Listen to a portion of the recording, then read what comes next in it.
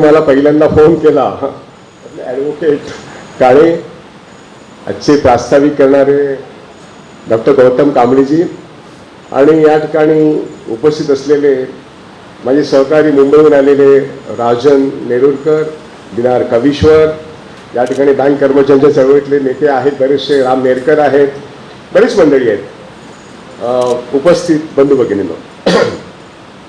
मला वाटतं हिंदी बोललं पाहिजे.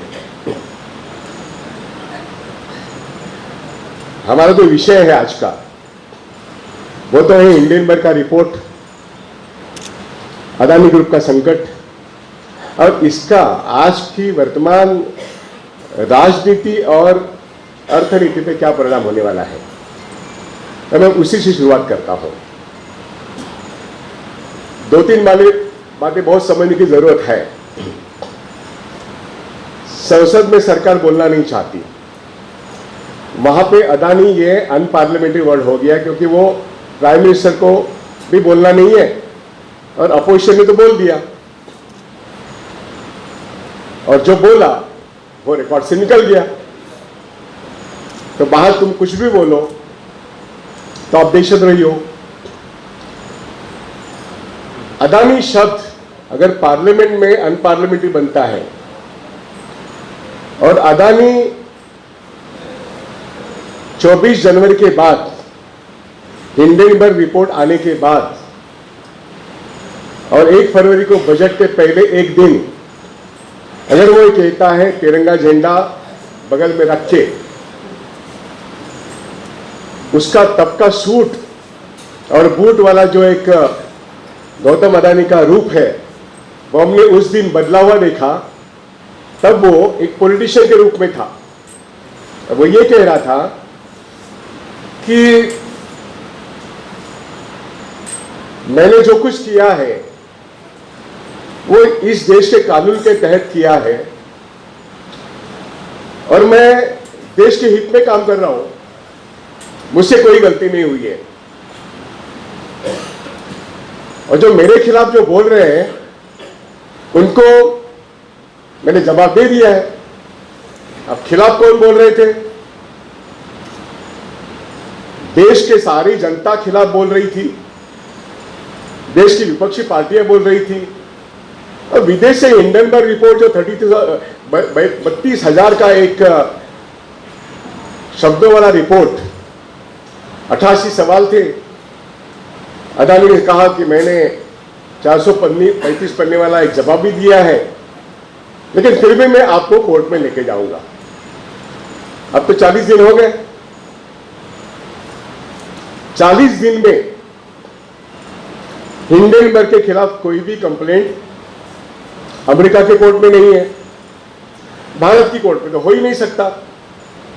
और आज की तारीख में कल की हमने जो खबर देखी परसों शाम की कि इस देश के सुप्रीम कोर्ट ने जितने भी सवाल उनके सामने थे, पिटीशंस उनके सामने थे, तो संसद जवाब नहीं दे रही है, लेकिन कोर्ट जवाब दे रहा है कि हम आपके लिए अदानी के मामले में जो इन्वेस्टर्स है जिन्होंने मार्केट में, बैंकों में, LIC में अपनी बचत डाली है, डिपॉजिट्स रखे हैं, पॉलिसी खरीदी की है, इनके ऊपर क्या असर हुआ है और उनके रक्षण के लिए हमको सेबी, RBI, IRDA जितनी सारी रेगुलेटिंग बॉडीज है, हम इसकी तहकीकात करेंगे. हम एक कमेटी बिठा रहे, एक न्यायमूर्ति सुप्रीम कोर्ट के अभय सप्रे जी अध्यक्ष रहेंगे और उन्होंने बहुत सारे नाम लिए हैं, जैसे नंदन नीलेकणी है जो आधार में आप और हम जानते हैं पहले इन्फोसिस के वो थे. आप और हम जानते हैं कि ICCI के मेंटोर, ब्रिक्स के चेयरमैन हमारे कामत साहब हैं. हम जानते हैं कि एडवोकेट सेन भी है और हम जानते हैं कि और भी एक रस्तोगी नाम के जज हैं वहां पर. 6 लोगों की कमेटी है. संसद ने ना कहा, सुप्रीम कोर्ट ने हाँ कहा. अब जांच तो होगी। मेरे जैसा आदमी करीब करीब 40-42 साल से मैं बैंकिंग सेक्टर में हूं। All India bank employees association का मैं करीब करीब 8-10 साल सेक्रेटरी वाइस प्रेसिडेंट रहा। मेरी बैंक ऑफ महाराष्ट्र में मैं जनरल सेक्रेटरी रहा, ऑल इंडिया फेडरेशन का। Maharashtra state bank employees federation का जनरल सेक्रेटरी रहा कम से कम 30-35 साल। और फाइनेंशियल सेक्टर के सारी जो गतिविधियां है, हर्षद मेहता से लेके नीरव मोदी तक, नीरव मोदी से लेके अब गौतम अदानी तक, बहुत नजदीकी से हम इन सारी चीजों को जानते हैं। तो 40 दिन में देश का सुप्रीम कोर्ट बोलने लगा क्योंकि जनता बोलने लगी। मेन मीडिया नहीं बोल रहा है, लेकिन ये ब्लू एंड रेड जैसे वीडियो चैनल पूरे देश भर में रोज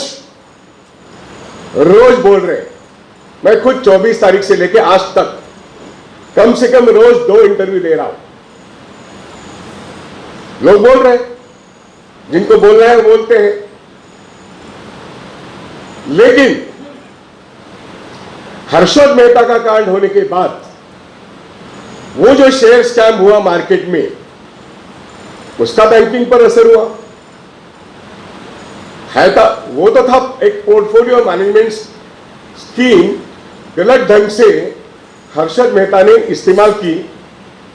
और सेबी उस वक्त तो बहुत नया था, आज वो 30 साल पुराना हो गया। उस वक्त हर्षद मेहता के शेयरों के दाम जब गिरे तो आम आदमी रास्ते पे आ गया। आम आदमी मतलब आप और मेरे जैसे मजदूर आंदोलन में काम करने वाले लोग, बैंक कर्मचारी आंदोलन में काम करने वाले लोग और राजकीय नेता भी। पूरे बंबई शहर में एक धूम मच गई। वो शेयर बाजार के सामने बैंक ऑफ महाराष्ट्र में मैं था। हमने एक बहुत बड़ा प्लान बना के 5वें दिन शेयर बाजार की 27 फ्लोर पे सेबी का ऑफिस था, वहां पे मोर्चा लेके गए। कोई भी लिफ्ट से नहीं गया क्योंकि सिक्योरिटी थी, तो हम अपने तरीके से गए। तो करीब करीब 200 लोग थे। ये था प्रोटेस्ट, क्योंकि लोगों का नुकसान हुआ था। एक बहुत बड़ा स्कैम अनफोल्ड हो रहा था। उसको अनफोल्ड करने की जिम्मेदारी हम बैंक कर्मियों ने और पूरे मध्यम वर्गीय आंदोलन ने, हम समझते थे कि हमको कुछ समझता है, हमको बोलना चाहिए। लेकिन आज 40 दिन के बाद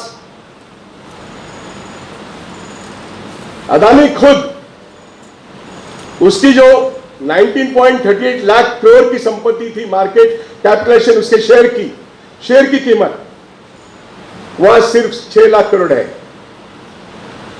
लोगों के 5 लाख करोड़ तो मिट्टी में मिल गए। लेकिन लोग रास्ते पे नहीं आ रहे हैं।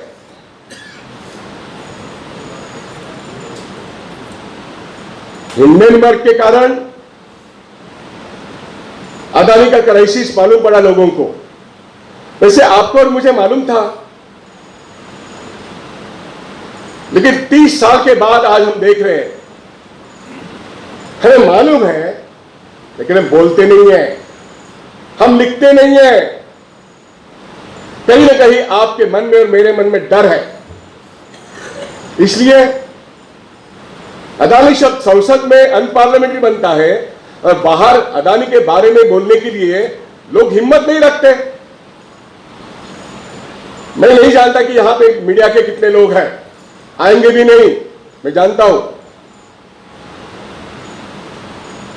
अगर यही बात 19 के पहले या 2015 के पहले होती तो हर चैनल पे एक डिबेट होती, मेरे जैसा आदमी आपको दिखाई देता। नोटबंदी के वक्त भी हम लोग बोलते थे कि नोटबंदी एक बहुत बड़ा घोटाला है। लेकिन आज वो सारा मीडिया अदानी के भी पॉकेट में है और हमारे प्राइम मिनिस्टर के साथ के भी पॉकेट में है। संसद में आवाज गूंजती है अदानी मोदी भाई भाई, और गांधी स्मारक के नीचे नई दिल्ली में वहां के उनको प्रदर्शन करना पड़ता है, लेकिन जनता नहीं आ रही है। नुकसान तो हुआ है, जिन्होंने शेयर खरीद किए अदानी के, उनका तो नुकसान हुआ है। संसद नहीं बोलती है, मीडिया नहीं बोल रहा है, सेबी चुप है, रिजर्व बैंक चुप है, और IRDA और LIC सब लोग कह रहे हैं हम तो बहुत अच्छे भाई, हम तो हिमालय है, एक जोशी मठ टूट गया तो क्या हो गया। ये LIC के मैनेजमेंट का चेयरमैन का एक पोस्टर था, मैं हिमालय हूं, मैंने 35,000 का इन्वेस्टमेंट किया है अदानी में, 8% of the stake in Adani group of companies, उसकी वैल्यू 74,000 है, मुझे कुछ नहीं होने वाला है। LIC के चेयरमैन की यह स्टेटमेंट है। हमारे वहां के यूनियंस, मुझे मालूम है कि आप में से प्रोग्रेसिव विचारों के लोग हैं, पुरोगामी विचार जे तुम्ही लोक आहात, दादा आणि पुरोगामी लोकांच्या विचारांचे ही प्रगतिशील लोकतांत्रिक मंच है। मुझे यह भी मालूम है बहुत सारे मजदूर आंदोलन के नेता यहां पर हैं, लेकिन LIC में चारों यूनियन ने एक सिग्नेचर, एक पत्रक निकाला, जैसा पत्रक LIC के चेयरमैन ने इशू किया, वैसा चारों यूनियन ने एक पत्रक निकाला और कहा मिस्टर खड़गे जी, आप मोर्चा लेके LIC के ऊपर मत आओ, हमें कुछ नहीं होने वाला है। कांग्रेस पार्टी का पहला ऑल इंडिया प्रोटेस्ट था। यूनियन लिखता है, जो LIC चेयरमैन कहता है वही बात यूनियन के जनरल सेक्रेटरी बोलते हैं। यूनियन किसकी? सबसे बड़ी यूनियन CPM की, उसके बाद किसकी?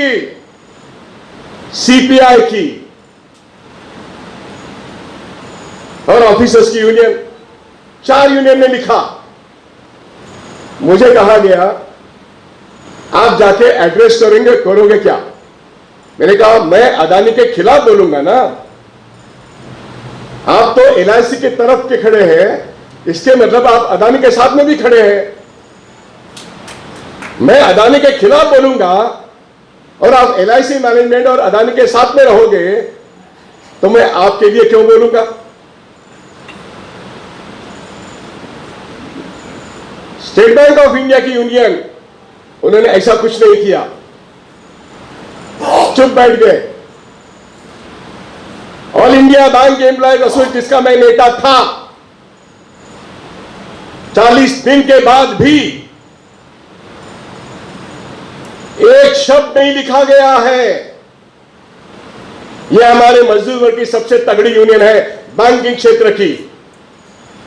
मैंने LIC की बात की, मैंने बैंकों की बात की। मध्यम वर्ग में यह संगठन पिछले 30 साल पहले अगर देखोगे तो इन्होंने हंगामा मचाया था। हर्षद मेहता के वक्त, केतन पारेख के वक्त, ज्वाइंट पार्लियामेंट्री कमेटी की मांग नीचे से आई, ऊपर से भी आई। डॉक्टर मनमोहन सिंह ने तुरंत कहा गलत हो रहा है, सेबी को ध्यान से इसको दुरुस्त करना चाहिए। उसके पहले रिजर्व बैंक ऑफ इंडिया के गवर्नर ने उनके खुद के executive director doctor Janaki Raman, इनकी एक कमेटी बिठाई और कहा कि कहां पर गलती हो गई बताओ मुझे। उन्होंने अपने आप में एक कमेटी बनाई और उनके सारे रिकमेंडेशन, RBI के सारे रिकमेंडेशन, ज्वाइंट पार्लियामेंट्री कमेटी के डॉक्टर मनमोहन सिंह ने एक्सेप्ट किए, तब जाके सेबी में सुधार हुआ, तब जाके आरबीआई की कामकाज में सुधार हुआ। नमस्कार दोस्तों, हमारे news channel blue and red news India को लाइक कीजिए, शेयर कीजिए, अनसब्सक्राइब कीजिए। हम मिलेंगे फिर, धन्यवाद।